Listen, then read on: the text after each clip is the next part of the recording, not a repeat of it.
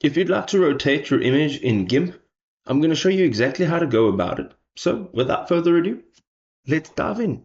The first way I'm going to show you is making sure that you've selected this image, and you're going to go up to Tools, and from Tools you're going to look for Transform Tools, and from here you're going to go and look for Rotate. Now, once you click on this, you will get a menu or a pop-up window on the right-hand side, and you'll have a box or a dialog where you can add the angle, and you can enter this in manually, or you can go and click down on your image and rotate it. You can also go to the left-hand side and you can have this shifted in 15-degree increments.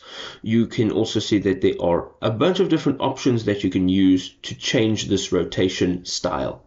Now, if this was helpful, go ahead and drop us a big old thumbs up, share it with a friend, and we'll see you next time.